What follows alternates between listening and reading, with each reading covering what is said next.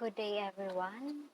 So, this video will talk about how to read or to recite aloud. So, these are the 8 easy steps to become effective in reading. So, if you or whoever in your family member have trouble in reading effectively, if their eyes move too fast over the right pages and paragraph, but then they look they look blank when asked is what was the story all about. It is because they are losing interest about the book. So, or the title itself is not enough to convey them to read and understand it. So sometimes we lost our interest to read the book when we are not satisfied when we look the cover of the book. What what we do not know is that what's in the book. As much as possible, as we as an educator or someone who has the knowledge to teach the young generation to give lessons about the significance of reading. So here are the tips on how to add improvement or how to add interest and become a pro in reading. So one, we have warm up your brain. So nothing numbs comprehension like rushing through a to-do list at breakneck speed. So before starting your reading time, take a short break after your last task. Let your mind relax. Then ask yourself, what do I want to know about more in this text? Or what do I want to get from besides from I want to pass my requirements, I want to pass my grades? How is the topic relevant to my life? Or pick up the reading itself only after considering these questions. So when we read and then our our mind is tired, then there's a big possibility that uh, we cannot get 100% comprehension of the text that we read. So we should warm up our brain, relax, and then when you are feel relieved, then it's the time that you are going to start reading. And the number 2 is sweep the chapter. So we call it sweeping or skimming, or can be scanning. But to do a quick all-over preview before actually reading.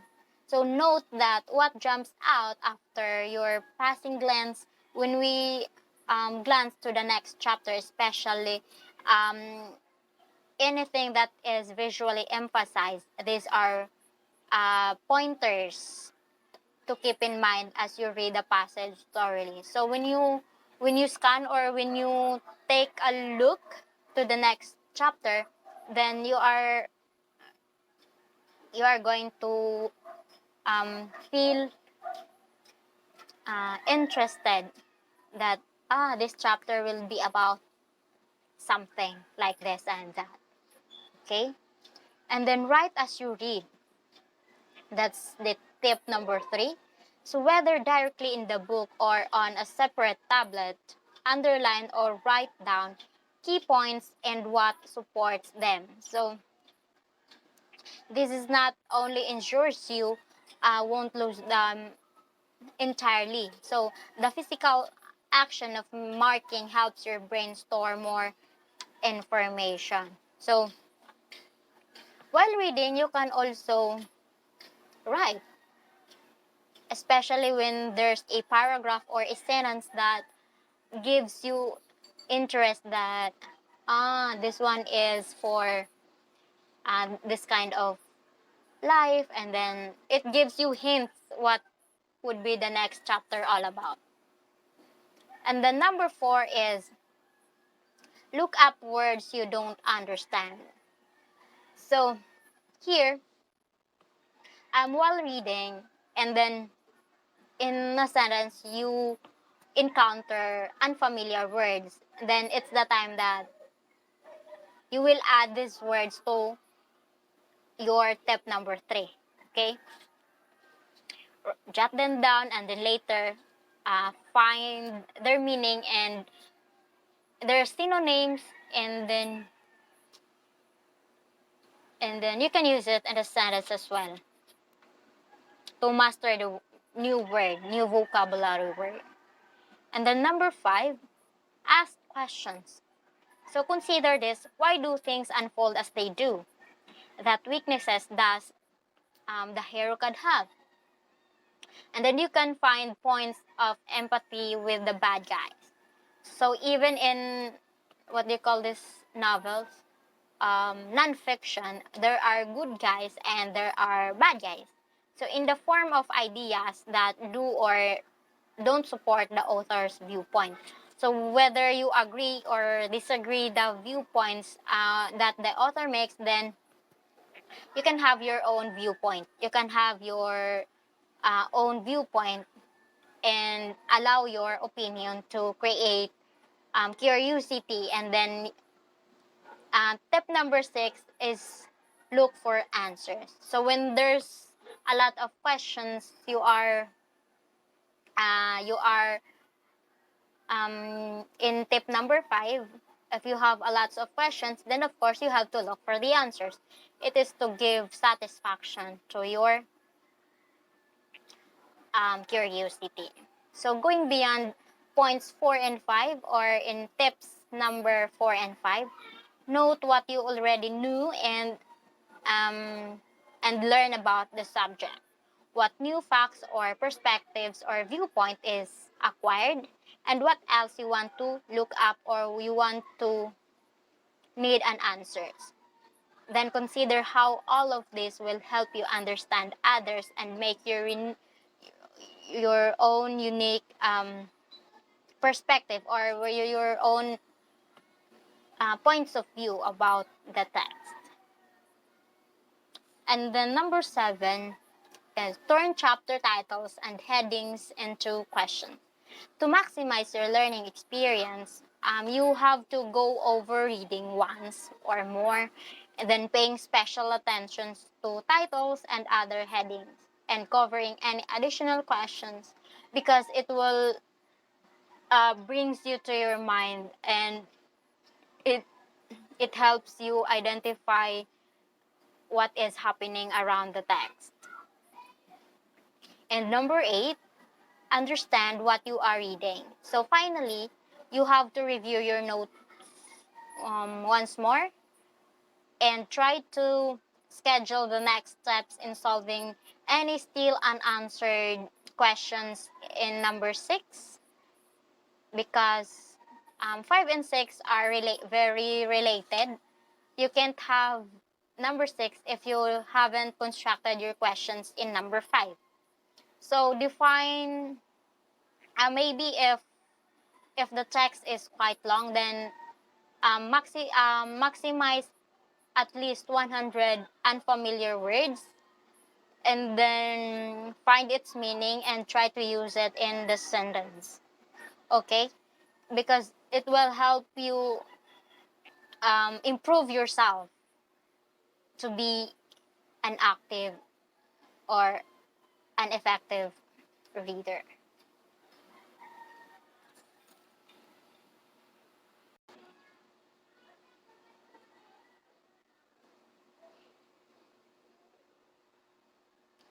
And here are the activities that will help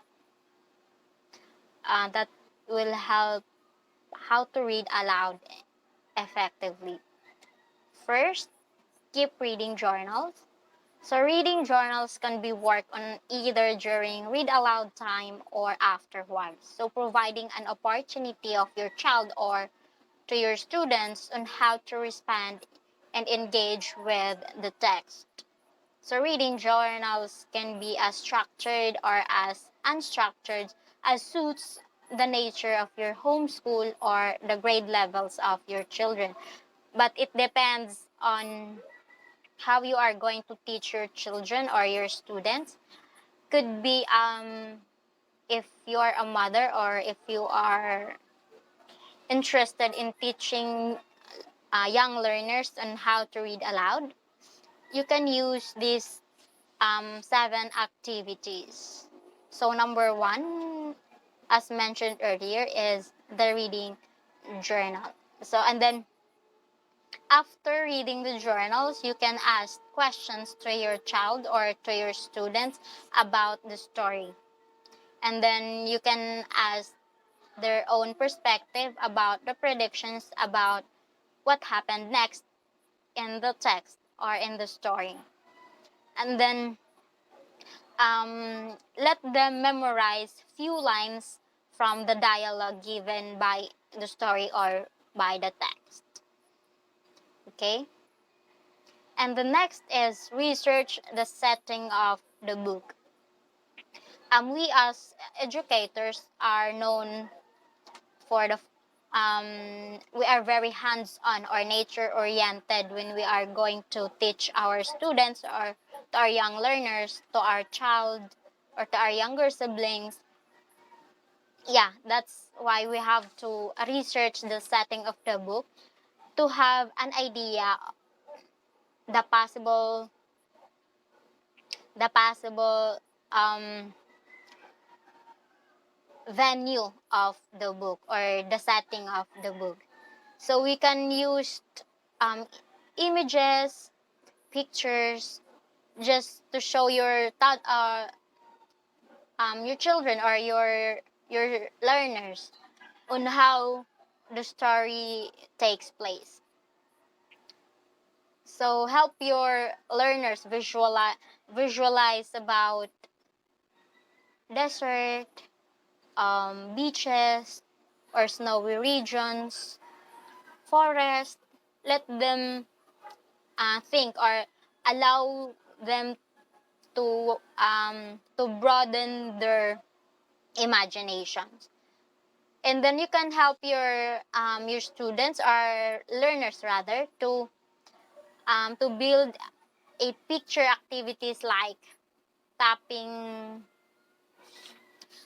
tapping trees, and then walking on the mountain, or just giving them idea on how the sunset happen.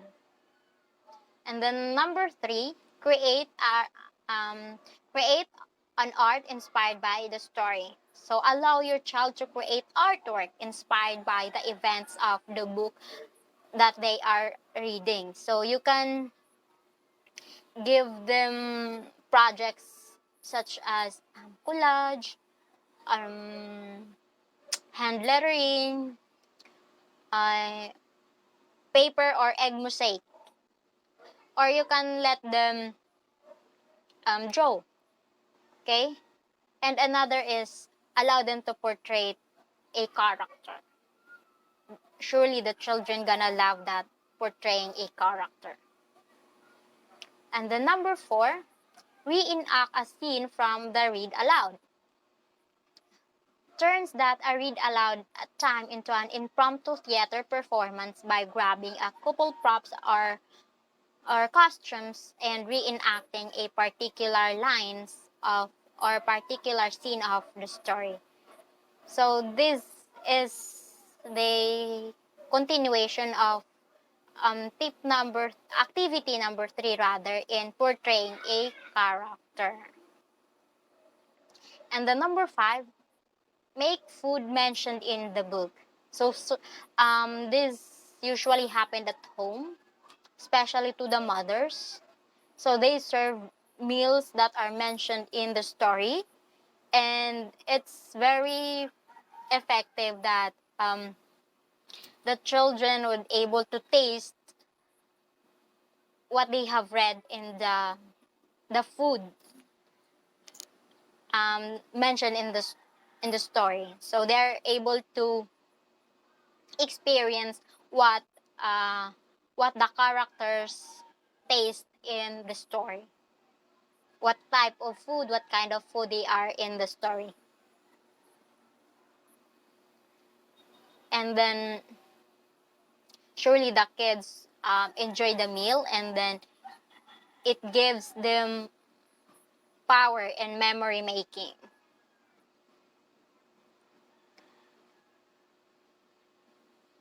And then number 6, have imagine if discussions. So one of the most fantastic part of read aloud is usually when you are gathering in your family during dinner, and then you are talking about the story you have read about last night, and then it is interesting that you allow your children to imagine if you were in the character in the book of, like for example, Harry Potter. So what choice would you like to make, or who are you among the characters you would like to be? And then, excuse me, allow them to imagine what possible powers they can have as a character of the book. And then imagine if you could talk to the author of the book. What would you like to ask, or what would you like to know more about why this author write this kind of story? And then it will give the students or the learners curiosity about creating their own story. And then number 7, map the locations of the read aloud. So this is very important activity because it will help your learners to become knowledgeable about navigation of locations. Because building map skills and placing stories in the real location in the world will help your child begin to make crucial connections between geography, culture, and what the story tells about the settings, or where did the story takes place.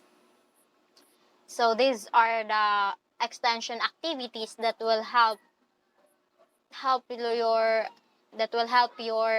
your learners become a good reader or effective reader and comprehend the story as well.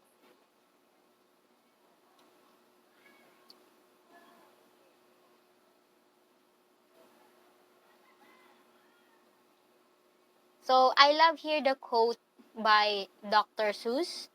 The more that you read, the more things you will know. The more that you learn, the more places you will go. So I believe that Dr. Seuss said it correctly. I agree that the more you read, the more that you learn, and the more that you learn, the more places you will go, because you are not afraid of losing. You're not afraid of delaying your destination because you can read it. And the more you can read, the more questions on your mind, the more activities that you can do, and it will help you become the better version of yourself. So that's all for today. Thank you for listening.